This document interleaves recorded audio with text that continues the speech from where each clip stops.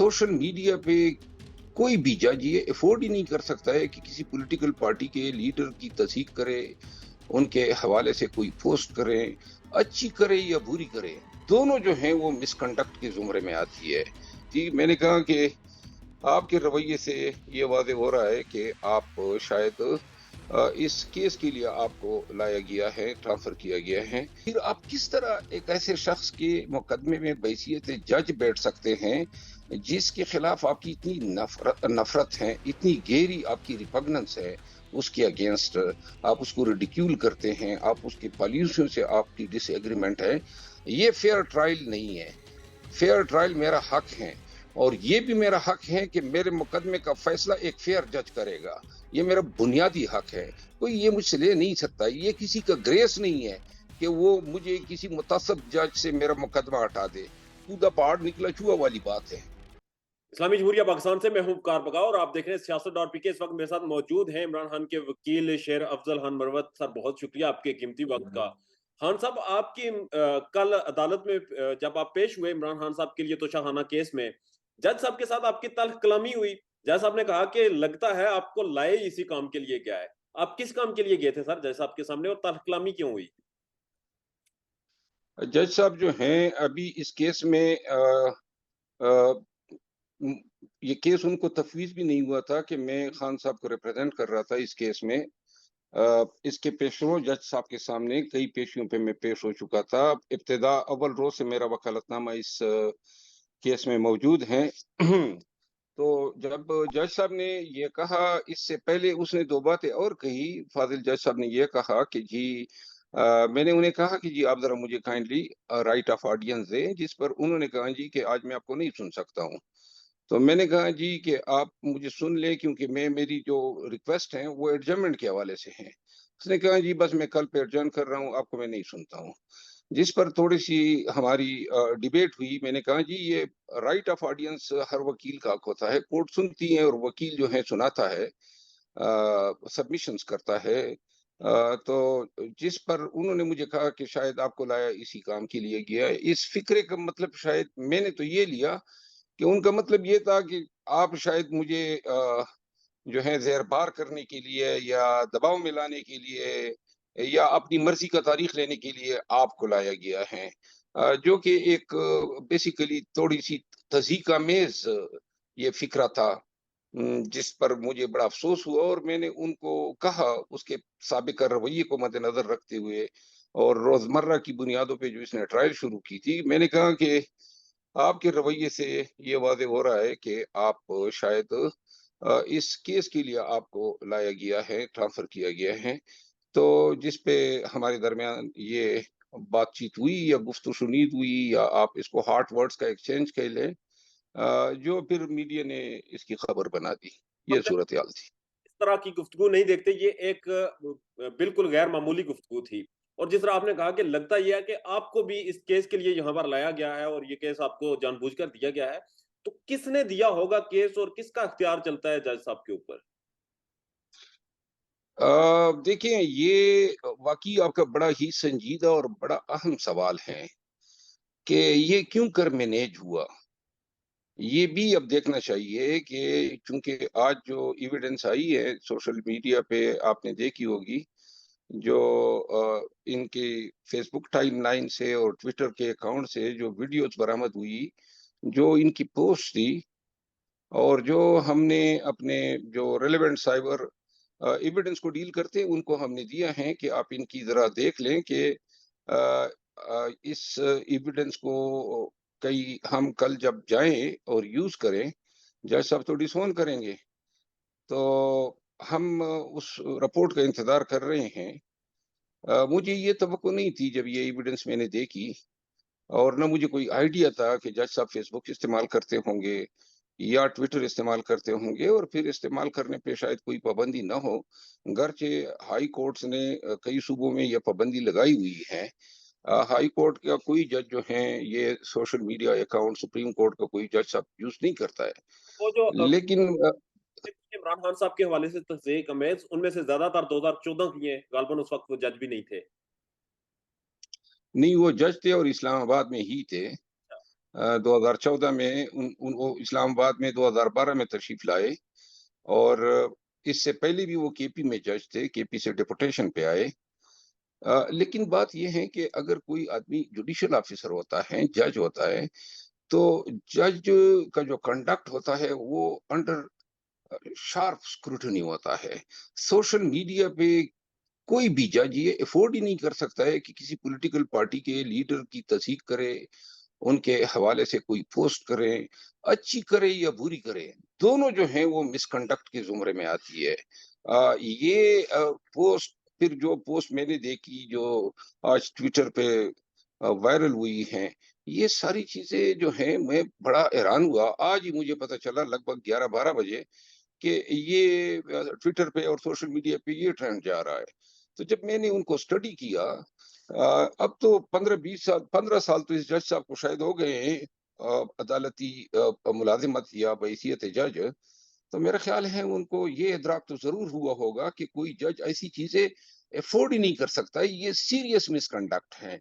और फिर दूसरा सीरियस मिसकंडक्ट ये है कि अगर ये वीडियोस जो अभी तक एज्यूम हो रही है, क्योंकि आज ही जज साहब ने अपने अकाउंट्स लॉक कर दिए हैं, तो एज्यूम ये होगा कि फिर आप किस तरह एक ऐसे शख्स के मुकदमे में बहैसियत जज बैठ सकते हैं, जिसके खिलाफ आपकी इतनी नफरत है, इतनी गहरी आपकी रिपग्नेंस है उसके अगेंस्ट, आप उसको रिडिक्यूल करते हैं, आप उसकी पॉलिसियों से आपकी डिसएग्रीमेंट है, और जब आपको बताया गया कि आप इस पे न बैठे, आपका रवैया जो है वो फेयर नहीं है, तो फिर जो है अंडर दी ये under the command of law, कानून के हुक्म के तहत ये पाबंद था कि अपने आप को डिसोसिएट करता इस ट्रायल से।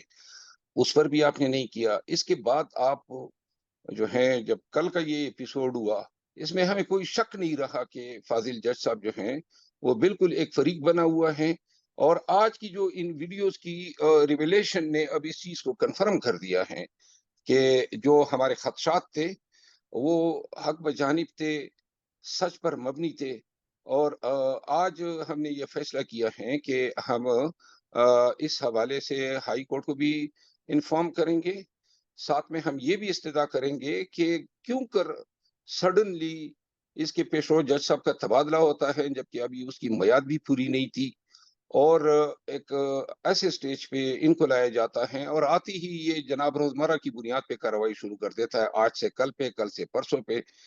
तो हाई कोर्ट में हम ये मैटर ले जा रहे हैं, और जो इन्होंने पोस्ट की है, रिडिक्यूल किया है, वो कानून के दायरे में रहते हुए नहीं किया है। इन्होंने साइबर लॉ की खिलाफ वर्जी की है, और सेक्शन 20 जो इलेक्ट्रॉनिक क्राइम्स एक्ट है, उसको वायलेट किया है। इस हवाले से हम अपनी रिपोर्ट चेयरमैन पीटीआई के सामने भी पेश करेंगे, और जिसके बाद जो भी फैसला हुआ। अब आगे क्या होगा? ये केस तो कल भी वही जज साहब सुनेंगे, परसों भी वही सुनेंगे, तो फिर अब इस केस की जो इसकी रोजमर्रा की समाअत है और इस पर जज साहब की क्रेडिबिलिटी पर आप क्या कहेंगे फिर? देखिए, आज जब हियरिंग थी तो हमें इल्म नहीं था इन वीडियोस का, वरना हम ये वीडियोस उनके सामने भी रखते हैं। किस तरह आपने ये वीडियोस बनाई या इतने ऐसे पोस्ट किए?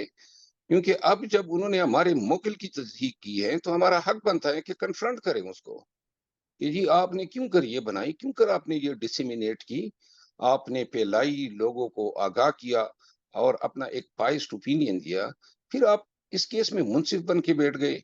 तो लिहाजा अब जब अगली पेशी होगी, उम्मीद तो ये है, अब ये मसला इतना सीरियस हो गया है कि शायद जज साहब खुद भी इसमें अब मुंसिफ नहीं बैठना पसंद करेंगे, और अगर वो बदस्तूर वो कायम व दायम है अपने फैसले पे, तो लाज़िमन जो है अब रेफरेंस हम ले जा रहे हैं इस्लामाबाद हाई कोर्ट में।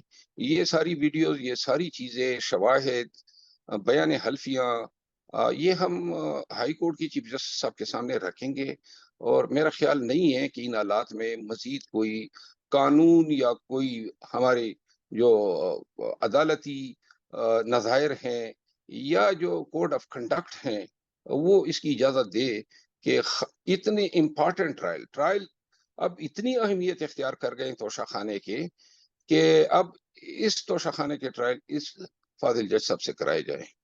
बहरहाल सर, आप जब इस्लामाबाद हाई कोर्ट में गए तो chief justice Islamabad high court के हवाले से भी इमरान खान साहब ने अदम एतमाद का इजहार किया था, और आज भी उन्हीं चीफ जस्टिस साहब के अंदर इमरान खान साहब के केस लग रहे हैं। तो आपको लगता है कि एक दफा आप अदम एतमाद कर चुके हैं और आपको कोई खास रिस्पॉन्स नहीं मिला उस चीज का? देखिए, अदम एतमाद अगर कोई पार्टी करती है तो हमेशा से ये रिवाज, ये तरीका रहा है कि जज साहिबान जो हैं वो उन केसेस से अपने आप को डिसोसिएट कर लेते हैं कि जी चूंकि ये फरीकेन की केसेस है। साहब यहाँ पर मेरी ऐसा गुजारिश मेरी गुजारिश सुनिए। हाँ, चीफ जस्टिस साहब जो हैं इस्लामाबाद हाई कोर्ट, इन पे जो खान साहब ने अदम एतमाद का इजहार किया था, वो जो उनका फैसला था खान की गिरफ्तारी को डिटो करने का, वो इंतहाई गलत फैसला था। वो अदालती तारीख में भी एक गलत फैसला याद रखा जाएगा, क्योंकि वो इंसाफ मांगने आया था और आप कहते हैं जी इसको इस तरह हैंडल करना, उठाना, अगवा करना, ठीक है। और साबित हो गया कि फाजिल चीफ जस्टिस साहब का यह फैसला गलत था।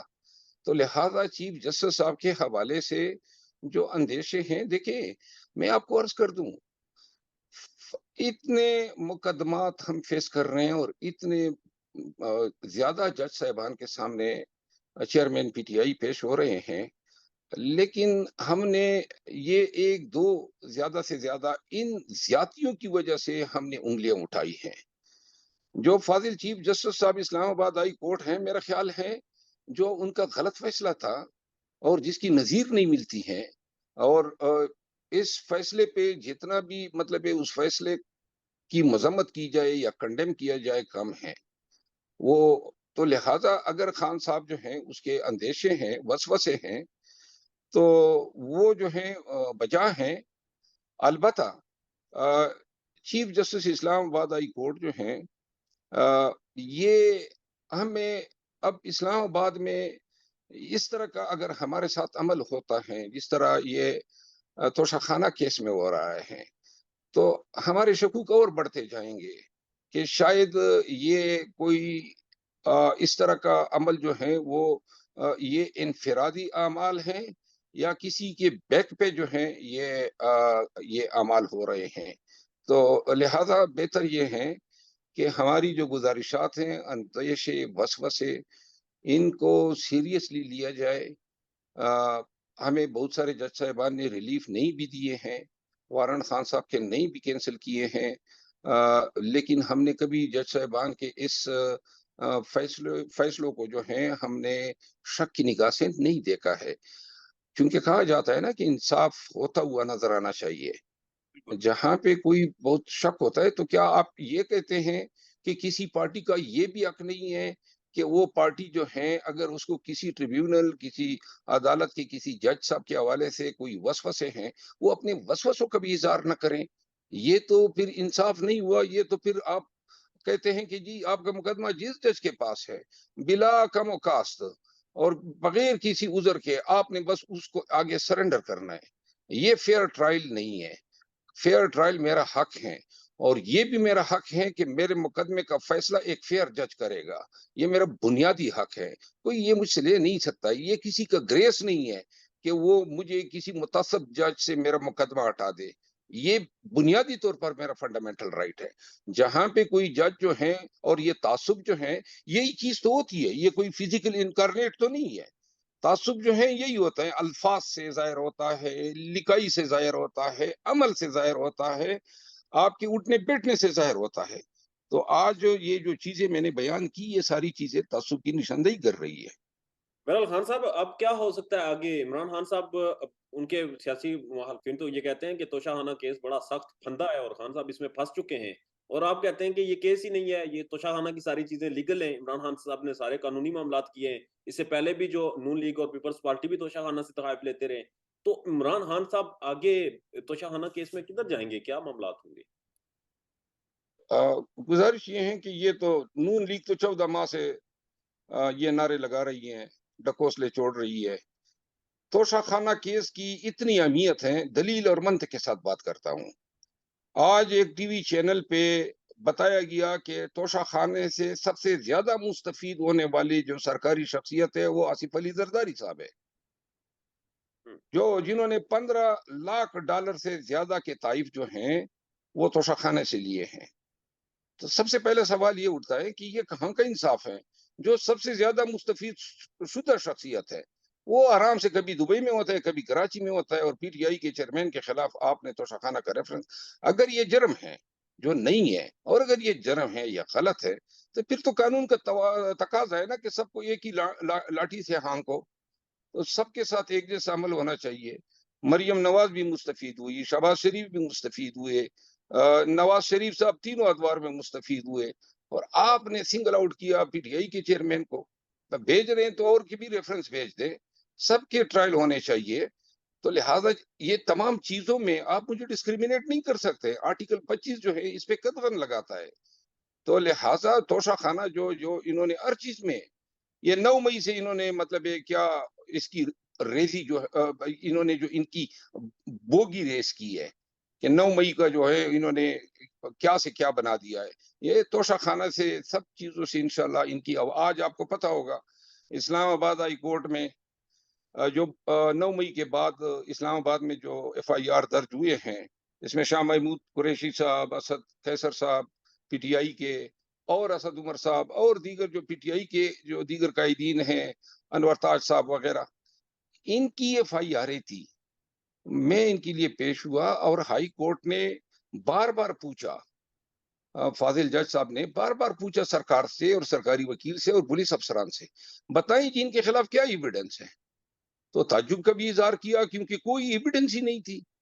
تو میں نے آج ادھر بھی کہا تھا ہائی کورٹ میں کہ کودا پہاڑ نکلا چوہا والی بات ہے، ان کے پاس کیا ایویڈنس ہے؟ جب موقع پر موجود لوگ ان کے ایف آئی آروں میں، انہوں نے کہا اسد قیصر صاحب جو ہیں افغانیوں کو لے آیا اور ان کے پاس کلاشن کوفے تھی اور پولیس پہ حملہ کیا، چوکی جلائی، لوگوں کو زخمی کیا، یہ الزامات تھے اتنے سنگین، اور ہائی کورٹ نے ہماری پری ارسٹ کنفرم کر دی۔ اس کا مطلب یہ ہے کہ یہ الزامات سارے لغو اور بے بنیاد تھے۔ تو جی آپ جناب۔ آپ کو لگتا ہے کہ ادھر بھی کھودا پہاڑ نکلے گا چوہا ہی، جو توشہ خانہ کیس ہے؟ جی انشاءاللہ آپ بھی دیکھیں گے اور پوری قوم دیکھے گی، ادھر بھی یہ چوہے اور چوہیاں ان کی قسمت میں آئیں گی۔ اور آخر میں خان صاحب یہ بتا دیں کہ تمام اہم کیسز میں آپ ہی ڈیل کر رہے ہیں اور عمران خان صاحب کی طرف سے پیش ہو رہے ہیں، تو آپ کو بھی مسائل آ رہے ہوں گے؟ مسائل دیکھیں، یہ وہ خواتین کا کام ہوتا ہے اپنے مسائل جو ہیں زیادہ تر وہ بتاتے ہیں کہ ہمیں یہ مسئلہ ہے، یہ مسئلہ ہے۔ اب یہ اب وقت گزر چکا ہے اور نہ یہ موقع ہے، جو بھی آئے موسٹ ویلکم۔